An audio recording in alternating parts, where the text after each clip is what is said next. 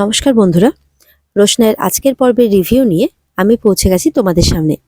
Bangla serial সমাচারে তোমাদের স্বাগত জানিয়ে আজকের পর্বের রিভিউ আমি শুরু করছি। শুরুতে আমরা দেখতে পাচ্ছি মাধবীলতা তো বাড়িতে এসেছে, এসেই বলে যে আপনাদের পাড়ার যে ভেনু সে আমার হাতে এই রাবড়ির ইয়েটা পাঠিয়ে দিয়েছে, হাঁড়িটা আর কি। বলে ভেনু ভেনু আবার কে? এটা নিয়ে তো সবাই খুব ভাবতে থাকে।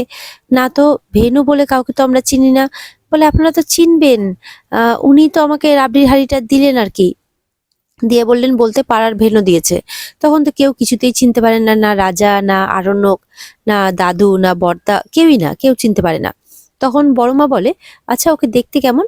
তখন দাদু বলে আচ্ছা থাক না, ও যে দিয়েছে দিয়েছে, রাবড়ির হাঁড়ি তো পৌঁছে গেছে বাড়িতে, ব্যাস তাহলেই হলো।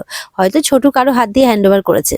আসলে ছোটুর সাথে তো আপনার আলাপ হয়নি, মানে ও তো আমার ছোট ছেলে আর কি। তো আসুক, তোমাকে আলাপ করিয়ে দিব। তো বড় মতো বলে আচ্ছা দেখতে কেমন একটু বলো না। তখন দাদু আবার বলে আর কি থাক না, ছাড়ো, এখন আমরা জন্মদিনটা সেলিব্রেট করি, খাওয়া দাওয়া করি, তারপরে হবে কোন কথা। দাদু বলে তা আসতে এত দেরি করলে যে? বলে আসলে একটাই ছুটির দিন তো, তাই সবকিছু গুছিয়ে আসতে একটু সময় লেগে গেল। তা আমাদের বার্থডে বয় কই? তখন আরণ্যককে দেখিয়ে দেয় সবাই। তখন আরণ্যককে একটা ফুলের বুকে দেয়, একটা গিফট দেয়, দিয়ে উইশ করে মাধবীলতা। আর এদিকে রোশনাইকে দেখতে পেয়ে বলে ওমা এই মিষ্টি মেয়েটা কে? তখন মিনি আসে। মিনি বলে ওই একাই মিষ্টি, আমি মিষ্টি না। তখন মিনিকে একটা চকলেট দেয় মাধবীলতা। এরপরে আহ রোশনাই যখন রোশনাইয়ের সাথে কথা বলে, রোশনাইয়ের জন্য যখন একটা চকলেট বের করবে বলে মনে হয়, রোশনাই বলে গরিমা দিদি। গরিমা দিদির সাথে আলাপ করিয়ে দেয় রোশনাই। তখন বলে ও আচ্ছা, আমার তো আলাপ হয়নি আসলে। তখন গরিমার কাছে যায়, গিয়ে বলে নাইস টু মিট ইউ, দিয়ে একটা চকলেট দেয়। এরপরে গরিমার মা বাবার সাথে আলাপ করিয়ে দেয় ঠাম্মি। তারপরে আবার মাধবীলতা বলে আচ্ছা আপনাদের বাড়িতে বাজার টাজার কে করে? বলে বাজার বাজার তো আজকে যেমন আমি করেছি, আমার সঙ্গে ছোট ছিল। আর ও আসলে আলাপ করিয়ে দিব। আসলে আসলে ছুটির দিন তো, এই পাড়ার ছেলেপেলেদের নিয়ে একটু ফুটবল খেলা টেলা এগুলো নিয়ে ব্যস্ত থাকে আর কি। তবে করি, ছোটই বাজার করে আর আমিও করি মাঝে সাঝে। মাধবীলতা বলে হ্যাঁ ছোটদার কথা অনেক শুনেছি, কিন্তু আসলে সামনাসামনি আলাপ হয়নি তো। মিনি বলে যে হ্যাঁ ছোট এই বাড়িতে সব থেকে ভালো, সব থেকে বেস্ট। জাহ্নবী বলে রাবড়ি তো ছোট রানার কথা, কার হাতে হ্যান্ড ওভার করলো বলো তো? তখন আরণ্যক বলে আচ্ছা কিছু বুঝতে পারছি না, আপনি একটু বলুন তো কেমন দেখতে? তখন বলে একটু মোটাসোটা করে, 6-7টা বাচ্চা আছে। যেই 6-7টা বাচ্চার কথা বলেছে সবার হিসেব যেন গোলমাল হয়ে যাচ্ছে। মোটাসোটা অব্দি তো ঠিক ছিল। আরণ্যক বলে না, হিসেবটা যেন কেমন গড়বড় হয়ে যাচ্ছে। হুম বলে বই টইয়ের কারবার করে। মাধবীলতা এটাও বলে, বলে আমার ছোট ছেলেও বই টইয়ের কারবার করে। এরপরে বলে যে আমাকে ইনভাইটও করতে এসেছিল স্কুলে।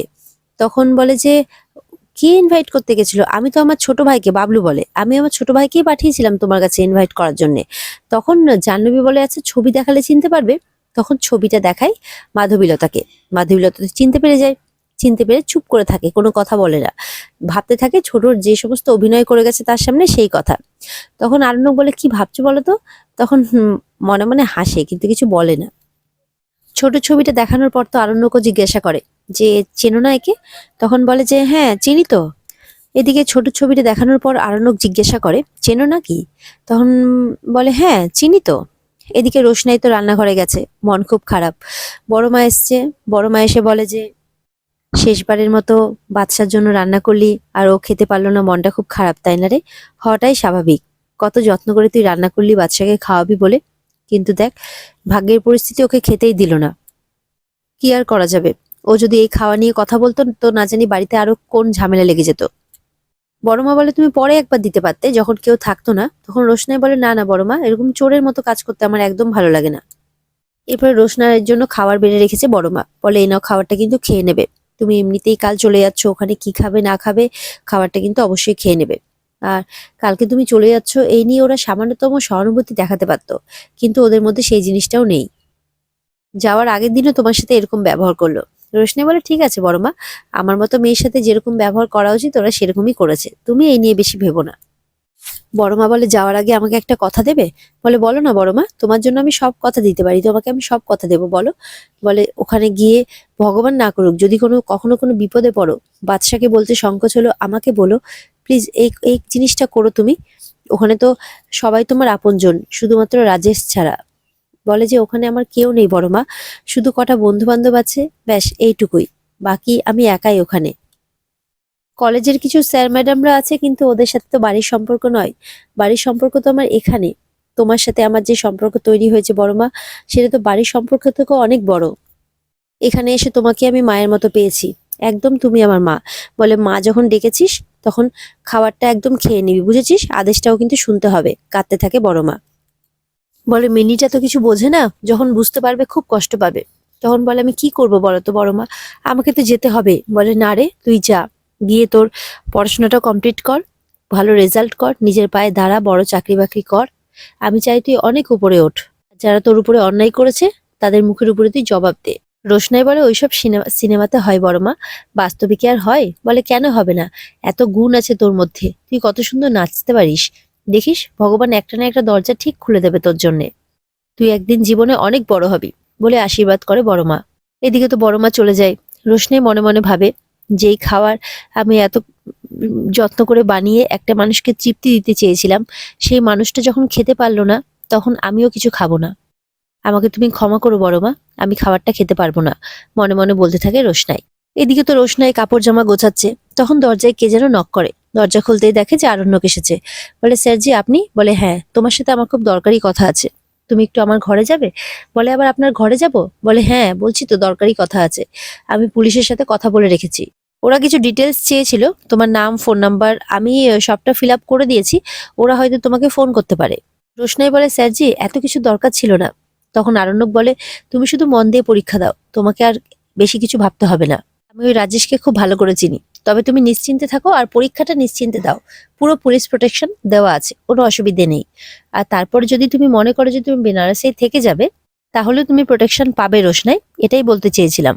আর ওরা যখন দেখবে যে তুমি পুরো সেফ আছো, তোমার কোনো প্রোটেকশনের প্রয়োজন নেই, তখনই ওরা একমাত্র প্রোটেকশনটা তুলে নেবে। আরণ্যক বলে অ্যাকচুয়ালি আমার একটা কাজিন আছে, সে ওখানে পোস্টেড, তাই জন্য আমি এত কিছু করতে পেরেছি আর কি। এরপর আরণ্যক বলে আচ্ছা ঠিক আছে, তুমি আমার ঘরে এসো। যখন আরণ্যক চলে যায় তখন রোশনাই বলে স্যারজি আজকে আপনার জন্মদিন, তো আপনার তো প্ল্যান থাকবে আরো। বলে প্ল্যান? হ্যাঁ ছিল একটা, কিন্তু আমি যাব না, আমার মনটা ভালো নেই।